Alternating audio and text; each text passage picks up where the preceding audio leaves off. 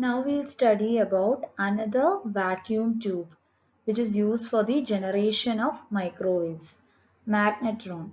Magnetron is a vacuum tube which is used to generate microwaves of high power. So more than the klystron amplifier or a reflex klystron oscillator, we get microwaves of high power in case of magnetron. The basic working principle is same, that is, it is based on the interaction between electron stream and magnetic field. An important difference between the magnetron and the other linear beam tubes like klystron, reflex klystron, etc. is others are called as O-type tube or original type tube, in which the electric field and magnetic field were parallel to each other or in line with each other. Magnetron is called as a M-type or a cross-field tube because its electric field and magnetic field are perpendicular to each other. Now in klystron, the electrons which was carrying the energy are in contact with the RF field in the resonant cavity only for a short duration. But in case of magnetron, we take care to make this interaction for a longer period so that higher efficiency can be achieved. So these are the two basic differences of the magnetron from the other linear tubes like two cavity klystron, reflex klystron oscillator, etc. Though there are different types of magnetrons, our field of study is concentrated only to cavity magnetrons. So other principle by which the magnetron operates, other types of magnetron operates is given here. That is, basically you can classify magnetron into three types: negative resistance magnetron, cyclotron frequency magnetron, and cavity magnetron. Negative resistance magnetron, as the name indicates, it generates the microwaves on the principle of negative resistance. That is, it makes use of negative resistance between the two anode segments. But such magnetrons, their efficiency is very low. They can be useful only at very low frequency, lesser than 500 MHz. So it does not find much applications. Next type of magnetron is a cyclotron frequency magnetron. Its principle of operation depends on synchronism between an AC component of electric and periodic oscillations of electrons in a direction parallel to this field. Obviously, there will be cathode and anode segments, but the problem is that such magnetrons are also not much efficient as that of cavity magnetron. Cyclotron frequency magnetron can be useful only for frequency greater than 100 MHz. Now, cavity magnetron depends on interaction of electrons with the rotating electromagnetic field of constant angular velocity. So, such magnetrons are providing oscillations of very peak power and are very useful in radar applications. So, we will study in detail about such type of cavity magnetrons. So we can define magnetron as a cross-field device. Cross-field means the electric field and magnetic field are perpendicular to each other in the device, and the generation of microwaves in a magnetron is involving interaction of the electromagnetic field with electrons moving in such cross field. The basic principle of operation of magnetron is same when compared to the other microwave tubes, but only difference is that we are having a cross field operation. We have various type of magnetron, but our discussion or our study will be limited to the basic cylindrical magnetron. Now this is a basic constructional detail of a cavity magnetron. The first figure and the second figure represents the magnetic flux lines in magnetron. Here we can observe that in other tubes also there was a cathode and anode, but the electric field which is existing in this case between the cathode and anode is of radial nature. Okay, and we can see that this construction is basically of a diode type. We will be having a thick cylindrical cathode at the center and a coaxial copper cylindrical as the anode. So this is the copper anode block at a potential of V0, and at the anode we can have a cut section of many holes, and each of these slots they are going to work as resonant cavities. And to one of the cavity we can extract the output. We can have a coaxial cable or a waveguide for extracting of a output. So this represents the RF output. And the magnetic field are in such a way, or the permanent magnet is placed in such a way that it is parallel to the magnetic field of the vertical cathode and it is perpendicular to the electric field between the cathode and the anode. We have seen the basic construction. Now the device is going to function obviously as a resonance circuit. We know that we have got many cut section in the anode, each of them working as a cavity resonator. So each cavity will behave like an inductor having one turn, and the slot connecting the cavity and the interaction space act like a capacitor. Interaction space here is a space between the cathode and the anode. So we have got an inductor to store magnetic energy and a capacitor to store electric energy. So we get a formation of a parallel resonance circuit whose resonant frequency is going to depend upon the value of inductance of the cavity and the capacitance of the slot.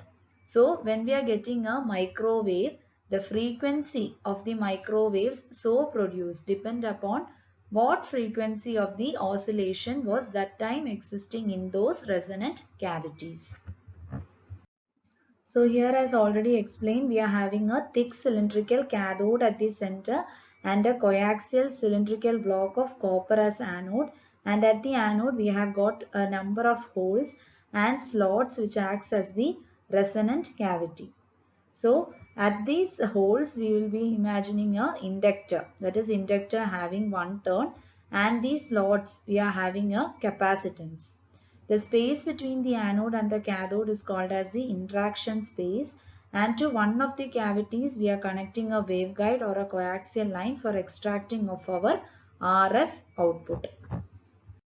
The figure here shows a schematic sketch of the cylindrical magnetron where we are having the cathode and anode and the DC voltage applied between the cathode and anode. Here DC voltage is denoted by capital V naught and magnetic flux is denoted by capital B naught. Now when we are properly adjusting the DC voltage, that is V naught, and the magnetic flux B naught, the electrons is going to follow cycloidal path in cathode anode space under the combined force of both electric and magnetic fields. That is the space interaction space between the cathode and the anode, and the electrons which are emitted from the cathode do not straightaway travel to the anode, but they always follow a cycloidal path. That is what is written. Now, this is a figure for understanding the importance of a magnetic field. That is simply if you are heating the cathode, the electrons will travel in the straight direction. Electrons from a hot filament would travel radially to the outside ring if it were not for the magnetic field. Because of the magnetic force deflection, they are sweeping around the circle as shown in the figure. That is why we have such a type of deflection. Now, in doing so, they are going to pump the natural resonant frequency of the cavities, and the current around the resonant cavities cause them to radiate electromagnetic energy at that particular resonant frequency. So, if magnetic field was not present, it would travel in the outside direction. It will not follow this curved path. So because of this curved path, we are getting more advantage. That is, there is ability to pump the natural frequency of the cavities, and the current around such cavity will cause the electromagnetic energy to be radiated at that resonant frequency. Now here is a figure shown to understand the trajectory of electrons. Electrons here are not moving straight away from the cathode to anode because of the magnetic field and the electric field being perpendicular. That is because of the cross field effect. The electrons are now moving in curved path. That is from the cathode to the anode. They are traveling along a curved path. If there is a stable magnetic field which is very strong, then the electrons will not go to the anode. Instead, they will return back to the cathode. So electrons are now traveling in a strongly curved path and induce an electromagnetic field in the anode block. Now here we explain about the effect of magnetic field. We know that it is a cross field device where the electric field and magnetic field are perpendicular to each other. The electric field between the cathode and anode is radial in nature and the magnetic field is axial in nature. So obviously the electric field and the magnetic field are perpendicular to each other, and if the strength of the magnetic field is more, the electrons will not reach the anode. Instead, it will be coming back to the cathode itself. That is, it will not travel from the cathode to anode in curved path also. It will not reach the anode, but it will be coming back to the cathode. This effect is called as the back heating of the cathode. It may be striking the cathode with very high velocity and may also destroy the cathode cavity. So we have to remember the effect name is back heating of cathode. Now speaking of the combined effect of both the electric field and the magnetic field, obviously we are having the existence of both fields simultaneously, but on what path or what trajectory the electrons travel will depend upon the relative field strength of the electric field and magnetic field. Suppose if electric field is more than the magnetic field, then the electrons emitted from the cathode will obviously reach the anode. But because of the magnetic field, it will slightly bend. That is, it will not be a straight path, it will be a slightly curved path, but it will for sure reach the anode. Now what will happen if H is greater than E? That is, if magnetic field is greater than electric field, the electrons will not reach the anode, but it will travel again back to the cathode. It may result even in back heating of the cathode. So this is the combined effect of both E and H and the two conditions. What will happen if E is greater than H and if H is greater than E? So we have already seen that if the magnetic field is greater than the electric field, the electrons may return back to the cathode instead of going to anode. So there is a specific value for this magnitude of the magnetic field, which can be noted by BC. BC denotes a critical magnetic field or cut-off magnetic field, at which the electrons are returning back to the cathode just by gazing the surface of the anode. So if the magnetic field is greater than this critical magnetic field, that is B is greater than BC, the electrons experiences a greater rotational force and may return back to the cathode quite faster. Now in this case, the electron trajectories in the presence of various magnetic field is shown. So in the first case, there is no magnetic field. In case of no magnetic field, there is only a radial electric field acting on the electron. So electrons are shown in the A case are traveling straight path from the cathode to the anode. It travels in straight path. There is no bending due to the absence of magnetic field. Again in the second case, a small magnetic field is applied. So there is a lateral force acting on the electron which will cause the bending of electrons. So as shown in the case B, the electrons are having a rotational path. They are moving from the cathode and reaches the anode. Again in the third case, the magnetic field is equal to BC or the critical magnetic field. Critical magnetic field is the field in which the electrons, as shown in the C case, they are returning back to the cathode itself just by grazing the surface of the anode. So in this case, the electrons are getting bended. They are traveling in a cycloidal path and they will be causing the back heating of cathode. That is, they are not reaching the anode, they only graze the surface of the anode and they return back to the cathode itself. So it causes the back heating of cathode. Again in the next case, there is an excessive magnetic field applied that is greater than that of the BC or critical magnetic field. So the electrons experiences a greater magnetic field and it will return back to the cathode more faster. That is the D case. So these are several cases. First case A for no magnetic field. Second case B for a very small magnetic field. Third case C for magnetic field equal to BC. And fourth case for excessive magnetic field.